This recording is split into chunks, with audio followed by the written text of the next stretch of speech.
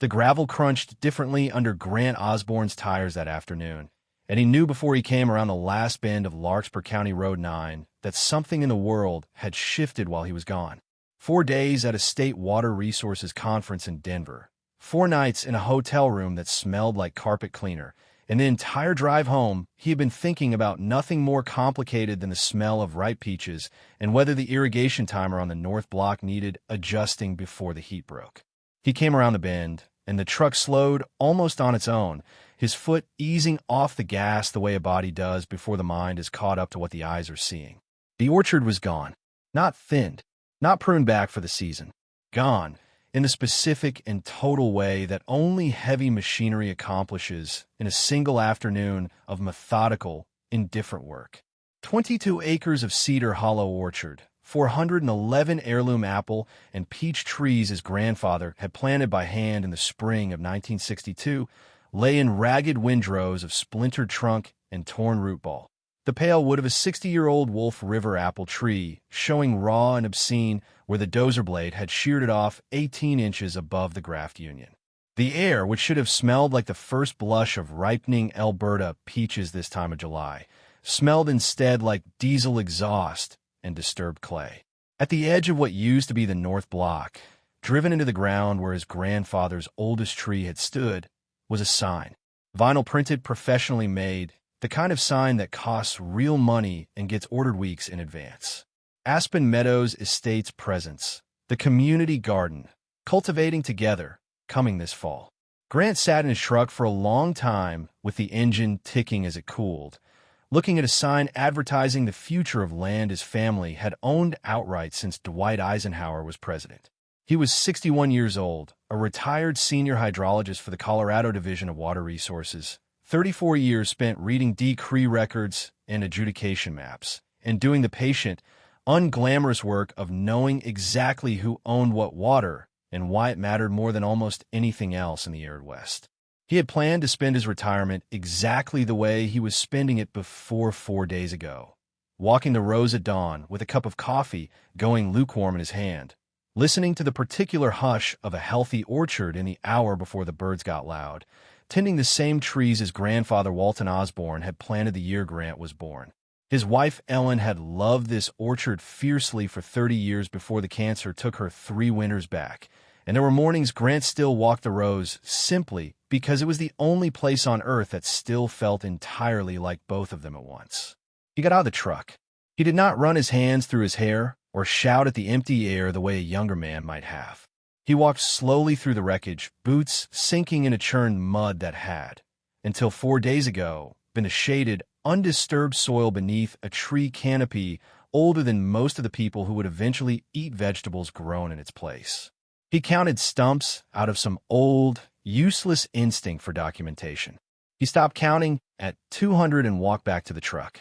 His neighbor Denny Aldrich was standing at the property line by the time Grant reached the gate, a retired county road crew foreman who had lived on the adjoining 40 acres for 11 years and had the particular weathered patience of a man who had spent his working life watching other people's project go sideways.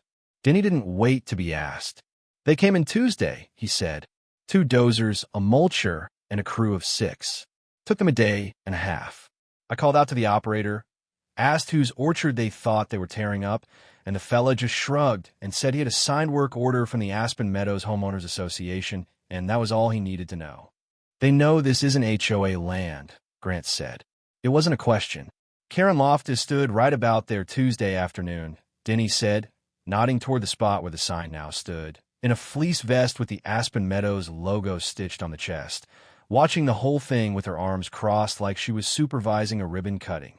I heard her tell somebody on the phone that the property had been, and I'm quoting her exactly because it stuck with me, an unmaintained agricultural eyesore dragging down the entire western viewshed of the community. Grant looked out over 411 dead trees that had produced, in a good year, upward of 60,000 pounds of fruit, and said nothing for a long moment. "You going to call the sheriff?" Denny asked. "Not yet," Grant said. "Not until I understand exactly what I'm dealing with." That was the kind of man Grant Osborne was. 34 years in state water administration teaches a person that the worst thing you can do with an injustice is respond to it, before you have finished documenting it completely. Because the moment you react, you hand the other side the ability to make the story about your reaction instead of about what actually happened. He walked the entire perimeter of the destroyed orchard with his phone out, photographing stump heights, tire ruts, the sign, the churned irrigation lines that had, until Tuesday, delivered water to every row through a network of drip lines his grandfather's generation would have found almost magical. He photographed the old headgate structure at the northeast corner of the property, a squat concrete and steel fixture sitting at the point where Cutbank Creek entered his land, and he was relieved, in the narrow and specific way an engineer is relieved, to see that whoever had run the machinery had at least stayed clear of it. Likely because nobody operating a bulldozer had any idea what it was or why it mattered. He drove into town that evening and did not sleep well. And the next morning, instead of calling a lawyer or driving to the HOA office in a rage, he did something that had defined his entire professional life. He opened the fireproof filing cabinet in his home office and pulled every document related to Cedar Hollow's water. Aspen Meadows Estates was 14 years old, a development of 206 homes built on the old Kittredge cattle ranch at the base of the same drainage that fed Grant's orchard, sold to buyers with the promise of mountain views, a stock community pond, and what the marketing brochures had called authentic Western character. Karen Loftus was 54, had moved to Larkspur from suburban Phoenix 9 years earlier with her husband Roy, a semi-retired commercial real estate broker, and had ascended to the presidency of the Aspen Meadows Homeowners Association 3 years ago on a platform she described, at every community meeting since, as elevating our shared spaces to match the caliber of homeowner we've attracted. She ran the board with a laminated meeting agenda and a habit of ending disagreements by reminding people that she had, in her words, the professional background to know what actually adds value to a community, a reference to a decade spent doing marketing for a Scottsdale home builder before she and Roy had relocated. Karen had noticed Cedar Hollow orchard the way she noticed most things that did not conform to her sense of order, as a problem waiting for the right justification. The orchard sat directly uphill from the development's newest phase, visible from the back decks of 11 recently sold homes in the $600,000 range. And for 2 summers running, buyers touring those homes had asked their agents the same polite but pointed question about the wild, overgrown fruit trees on the ridge above. Karen had raised the subject at a board meeting 14 months earlier, floating the idea of what she called a community beautification initiative. And when Trent Halvorson, the HOA's outgoing treasurer, had pointed out that the orchard sat on privately deeded land outside the association's boundary and jurisdiction, Karen had smiled, the particular smile of a woman who considered the objection a technicality rather than an obstacle.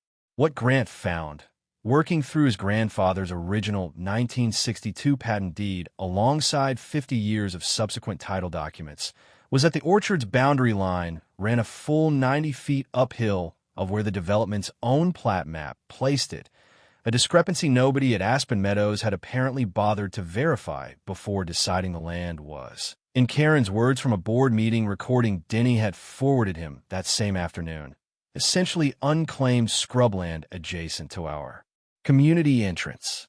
It was not unclaimed.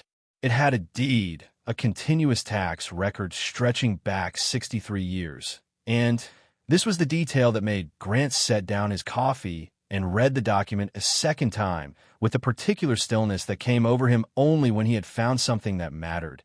A decreed water right dated August the 14th, 1962, adjudicated in Water Division 1 under Colorado's system of prior appropriation, granting Cedar Hollow Orchard and Cedar Hollow Orchard alone the senior and controlling right to divert 42 acre-feet annually from Cutbank Creek through the very headgate the bulldozer crew had, by pure ignorant luck, left untouched.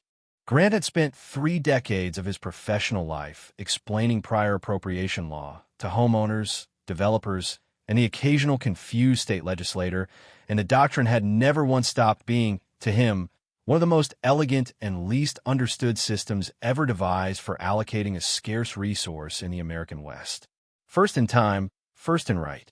Whoever put water to beneficial use first and kept using it continuously held priority over every later claimant on the same stream. regardless of how much money, how many lawyers, or how many acres of landscape clubhouse lawn stood behind the newer claim. Aspen Meadows Estates, built in 2012, held a junior municipal water right serving its potable supply and a separate, far smaller decree for landscape irrigation that drew from an entirely different source, a well field 2 miles downstream. Nobody at Aspen Meadows had ever held so much as a bucket's worth of right to cut Bank Creek. Every drop that reached that headgate belonged, by law and by 63 years of continuous decreed use, to Cedar Hollow Orchard. Grant did not call Karen Loftus that day. He drove instead to the Water Division 1 Records office and requested certified copies of the full decree file, the diversion records, and the annual beneficial use reports his grandfather and later his father had filed without fail for 63 consecutive years. He drove to the county assessor's office and pulled the survey plat showing the 90-foot discrepancy in black and white. He copied everything twice and stored one set in the same fireproof box that held Ellen's letters and one set with Priscilla and Delgado, a water rights attorney in Fort Collins his old division colleague still spoke of with a particular respect reserved for people who had never once lost a priority dispute in open court. Only after all of that, 4 full days after he had come home to find his grandfather's orchard reduced to windrows of splintered wood, did Grant Osborne finally walk into the Aspen Meadows Homeowners Association office and ask to speak with the president.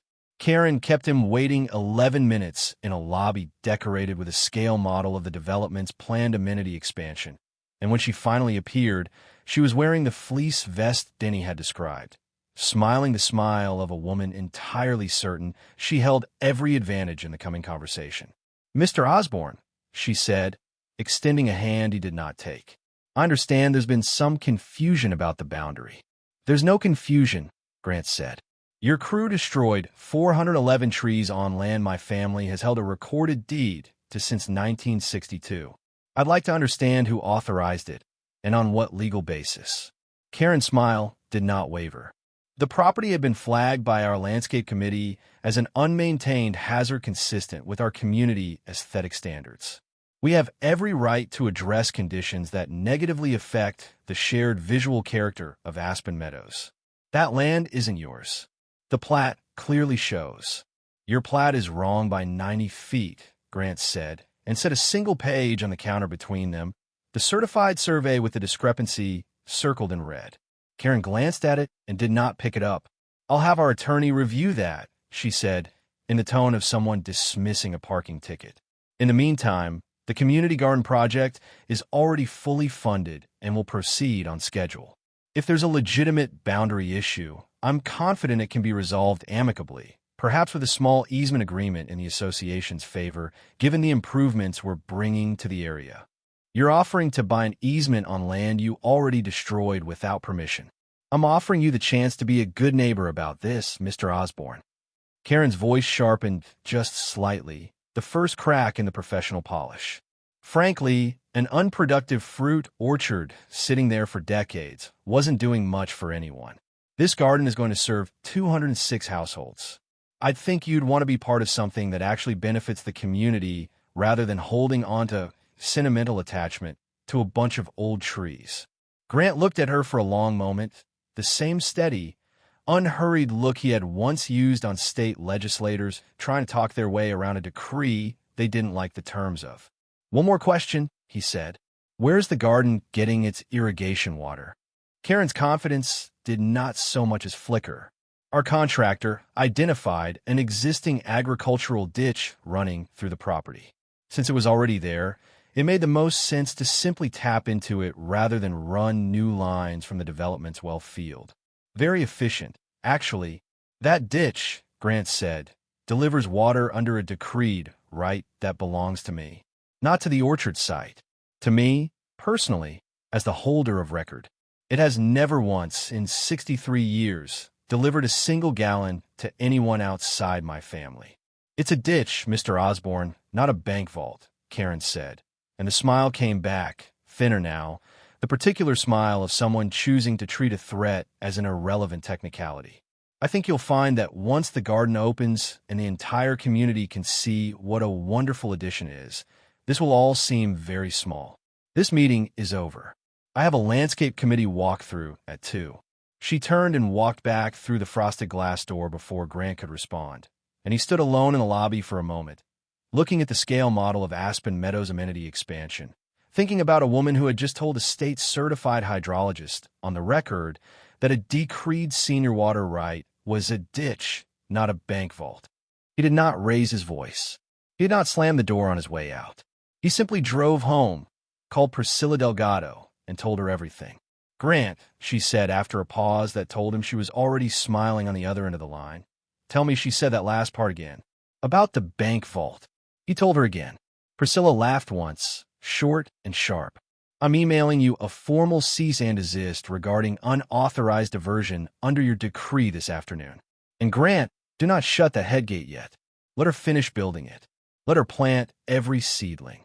The more she spends before she finds out, the more this is going to cost her when the state engineer's office gets involved. And believe me, once I file the complaint, they will." Grant took her advice. Over the following 3 weeks, he watched from a respectful distance as the Aspen Meadows Landscape Committee, working under Karen's direct and highly photographed supervision, transformed the wreckage of Cedar Hollow's North Block into what the HOA's own promotional materials called a flagship communal green space. Raised cedar planter beds arrived by the truckload. An irrigation contractor, whose business license Grant later confirmed through a 2-minute search of the Colorado Secretary of State's Public Registry, was held by Roy Loftus's brother-in-law, operating under the name Front Range Landscape Solutions, LLC, formed just 5 months earlier, ran new poly pipe from the old agricultural ditch to a distribution manifold feeding 60 individual garden plots that Karen had already begun renting to residents at $95 per season, payable directly to the HOA's newly created Community Beautification Fund.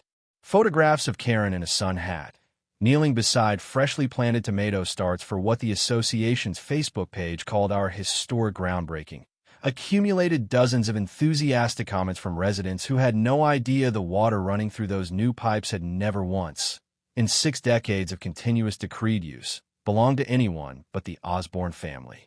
The grand opening was scheduled for the second Saturday in August, complete with a ribbon-cutting ceremony, a hired photographer, and a press release Karen had personally drafted and sent to the Larkspur Gazette, describing the garden as a transformative addition born from a formerly neglected agricultural parcel, now serving the entire community's food security and social well-being. Grant closed the headgate at 5:40 that Saturday morning, 3 hours before the ribbon cutting was scheduled to begin. It was, in engineering terms, an almost absurdly simple action. A hand crank on a 60-year-old steel gate turned 4 full rotations until the flow of Cutbank Creek redirected entirely back into its natural channel and away from the ditch feeding 60 raised garden beds 200 yards downhill. It was, in legal terms, the exercise of a right so old and so thoroughly documented that not a single water court in the state of Colorado would have hesitated for a moment to affirm it. And it was, in practical terms, the single most consequential 4 turns of a crank handle in the recent history of Aspen Meadows Estates. By 9 that morning, when Karen Loftus arrived at the garden in a blazer she had clearly selected for the photographs, 60 raised beds of newly transplanted tomatoes, peppers, squash, and ornamental sunflowers sat in soil that had not received a drop of water in over 3 hours and would not receive another drop for as long as the headgate stayed closed. The distribution manifold her brother-in-law's company had installed sat dry and silent. A dozen residents had already arrived with folding chairs, expecting speeches and lemonade. The photographer was setting up a tripod. Karen, according to 3 separate residents who later described the moment to Grant with an enthusiasm bordering on delight, walked the length of the garden twice, increasingly visibly rattled, before pulling out her phone and calling the irrigation contractor, her own brother-in-law, in front of a small and growing crowd. "The water's not running," she said, loud enough that the woman filming the ribbon cutting for the HOA's social media accidentally captured the entire exchange. "What do you mean you didn't touch anything? Then why isn't there any water in the line?" The ribbon cutting proceeded, technically, with Karen making a speech about community resilience while standing in front of 60 planter beds of visibly wilting seedlings. A detail the Larkspur Gazette's reporter, who had shown up expecting a pleasant human interest piece, found impossible not to mention in her article 3 days later. Grant received the cease and desist confirmation and Priscilla's formal notice of the unauthorized diversion complaint that same afternoon, and by Monday morning, the Colorado Division of Water Resources had opened a formal inquiry into Aspen Meadows Estate's construction and operation of an unpermitted diversion structure on a decreed senior water right. A state water commissioner named Adele Foss, a woman with 22 years in the division and a reputation, as Grant well knew from his own years there, for treating unauthorized diversions with a seriousness most people reserve for actual theft, drove out to inspect the site personally within the week. Karen's response to a dying garden and estate investigation was not, as a more measured person's might have been, an attempt at resolution. It was escalation. She sent Grant a certified letter accusing him of malicious interference with community infrastructure and threatening a civil suit for damages related to the failed garden project, a claim Priscilla described, upon reading it, as creative in a way I almost respect. Karen organized what she called an emergency community meeting, sending an HOA-wide email describing Grant as a hostile adjacent landowner attempting to sabotage a beloved community resource out of personal spite, a characterization that conveniently omitted any mention of the 411 trees, the 90-foot boundary error, or the fact that the entire garden had been built on water that had never belonged to the association in the first place. And then, 12 days after the failed ribbon cutting, someone cut the padlock securing the headgate mechanism and forced it back open in the middle of the night.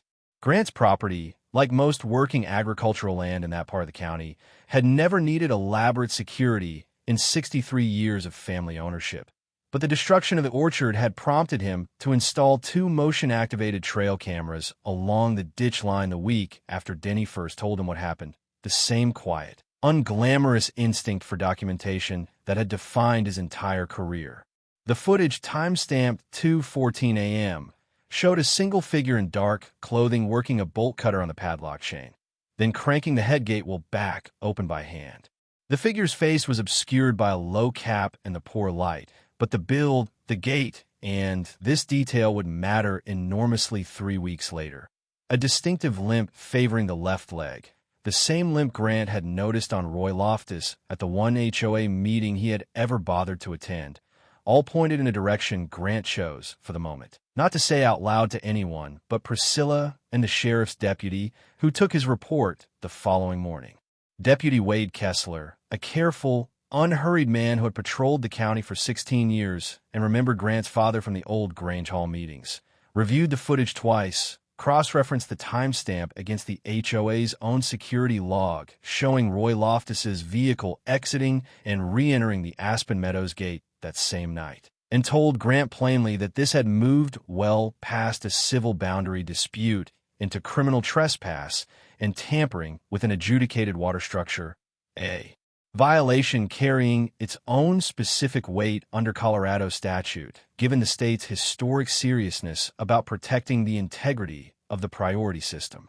The investigation that followed moved with the particular speed that comes when a state agency, a sheriff's department, and a furious senior water rights holder with 3 decades of institutional knowledge all point in the same direction at once. Commissioner Foss's report, filed the following week, was thorough and unsparing. Aspen Meadows Estates had constructed and operated an unpermitted diversion point on a fully decreed senior right, diverted water without authorization for a period of 19 days, and done so despite written notice of the boundary and priority conflict delivered in person weeks earlier. The report specifically noted Karen Loftus's own recorded statement dismissing the decree as a ditch, not a bank vault, which Commissioner Foss, according to Priscilla, had read aloud in a subsequent phone call with what could only be described as professional delight. The financial reckoning arrived from 3 directions at once. The Division of Water Resources assessed civil penalties for the unauthorized diversion. The County Building Department, alerted by the same inquiry, fined the HOA separately for constructing permanent garden infrastructure on land outside its platted boundary without permits. And Priscilla's civil suit on Grant's behalf sought full restitution for 411 mature trees, valued, according to the certified arborist report she commissioned, at just over $11,000 per mature specimen once replacement cost, lost production value, and 60 years of unrecoverable growth were factored in, a total exceeding $4.5 million before any consideration of the trespass, the vandalized headgate, or punitive damages for what the complaint characterized as willful and malicious destruction of property. The emergency HOA meeting Karen had called to rally the community against Grant instead became the meeting at which the community turned against Karen. Trent Halvorson, the treasurer she had spent a year quietly maneuvering to marginalize, stood up midway through her prepared remarks about outside interference and asked, in front of a packed clubhouse and a reporter from the Gazette taking careful notes, whether the board had ever actually verified the boundary survey before authorizing the demolition, and whether it was true that the irrigation contract had gone, without competitive bid, to the board president's own brother-in-law. Karen's answer, a flustered claim that proper procedures were followed to the best of everyone's knowledge at the time, did little to slow the murmur that spread through the room once residents began doing arithmetic on their own $95 garden plot fees against a project that had, within 3 weeks, resulted in a state investigation, a felony trespass referral, and a multi-million-dollar lawsuit. 3 board members resigned within the week. A resident-led petition for Karen's recall gathered the signatures of 68% of Aspen Meadows homeowners in 11 days. A number Grant learned about the same afternoon. He learned that the district attorney's office had formally charged Roy Loftus with third-degree criminal trespass and tampering with a water diversion structure, charges that carried real jail time in a state that had spent a century and a half treating water theft as something close to an unforgivable sin. Karen Loftus did not appear at the recall vote.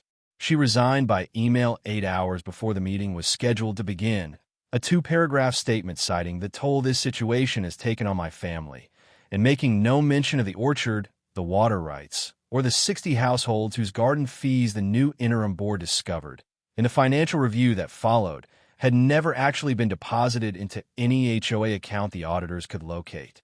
The civil suit settled 4 months later, on terms Priscilla described as about as complete a win as this business ever produces. Full restitution for the orchard, full remediation costs for restoring the headgate, the ditch banks, and the 90 feet of disputed boundary, now formally resurveyed and recorded at the county's expense as part of the settlement. A permanent injunction barring any future diversion from Cutbank Creek without Grant's express written consent, filed and indexed in the same decree book his grandfather's original 1962 filing occupied. The Loftuses sold their house in Aspen Meadows the following spring, at a loss, to a young couple from Denver who had no idea, until a neighbor mentioned it over the fence one afternoon, exactly what had happened on the ridge above their new backyard. Grant used a portion of the settlement to fund a full replanting of Cedar Hollow's north block that autumn, working with a nursery in Cannon City that specialized in the same heirloom apple varieties his grandfather had planted 6 decades earlier. Wolf River, wealthy, yellow transparent, alongside New Alberta and Red Haven peach stock grafted from cuttings he had, with the particular foresight of a man who understood how living things could be lost, taken from the surviving southern rose the year Ellen first got sick, just in case. He stood at the edge of the newly planted block on a cold morning in late October, watching frost lift off 411 young trees, not yet a season old, coffee going lukewarm in his hand the way it always did when he stood there too long, thinking instead of drinking. Denny Aldrich walked over from the property line, the same way he had the day everything started, and stood beside him without saying much of anything for a while, which was the kind of company Grant had always found he preferred. "Gonna be a long wait before these produce anything," Denny finally said. 63 years the first time, Grant said. "I figure I've got time for one more round." Denny huffed something that might have been a laugh. She really thought it was just a ditch. "Most people do," Grant said, "right up until the day they find out exactly whose water it always was." He looked out over the young trees, bare-branched and small against the wide autumn sky, and felt something settle in his chest that was not quite triumph and not quite peace, but close enough to both that he had stopped trying to separate the two.